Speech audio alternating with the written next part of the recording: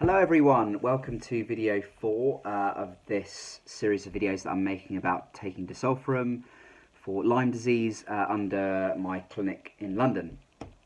I hope everyone's being good and sticking to the rules, staying at home, protecting the NHS, social distancing, etc, etc, etc. I'm seeing that a lot of people are doing it, and it's obviously making a massive difference. It's keeping the NHS within capacity. I have seen in the news that some people, particularly in London and Brighton, are ignoring those rules, which is very unfortunate. I think some people think they're invincible and it won't affect them. And you're actually seeing in the news that quite young people are unfortunately passing away as well. I saw a 5-year-old passed away today, which is of course so tragic. And I've seen 18-year-old, couple of people in their 20s. So please, if you're not sticking to the social distancing rules, I really would advise you do, because if you're young, you're not invincible. There are young people dying from this illness as well. Okay, so Disulfiram. I'm on week one of Disulfiram.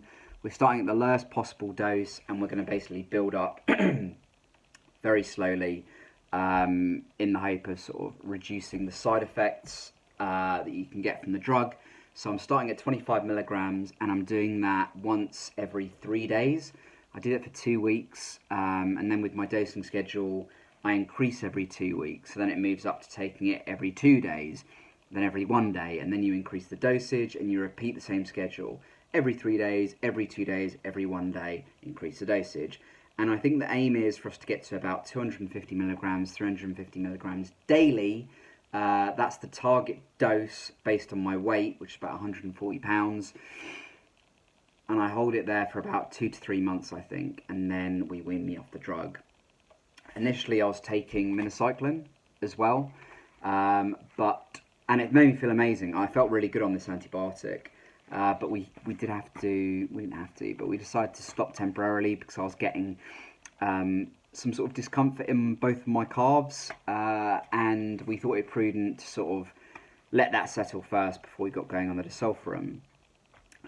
Life being as it is, unpredictable, I ended up getting a separate infection. I've got an ear infection at the moment, so I'm actually on a separate antibiotic. I'm on Kermoxiclav, also known as Augmentin, which I've been given by my GP.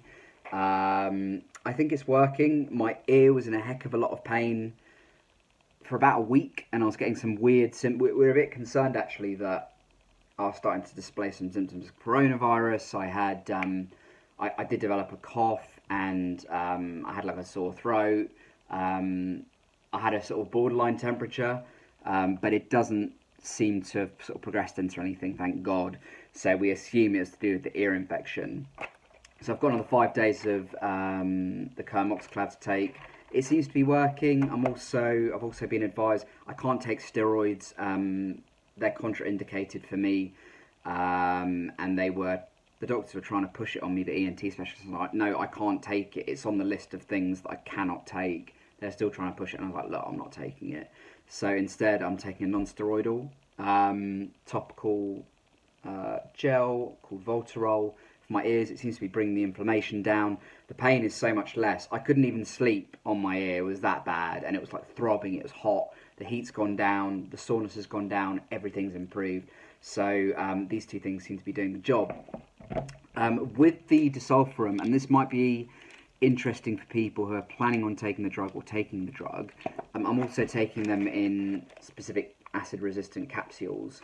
That's because it's been observed in the science so far that Disulfiram on its own can actually chelate copper from the stomach, and it can pull it out the stomach lining and cause neuropathy. With acid-resistant capsules, it doesn't actually break down in the stomach, it actually breaks down in the intestines, so it kind of mostly, I believe, bypasses that particular problem. I wouldn't say I've noticed any effects yet. My dosage is as low as you can be, so I'm not really expecting to see anything special at this dosage. It will take a while to build up. I will probably still make monthly videos, I think. It's probably the most appropriate because I will be going slowly with this.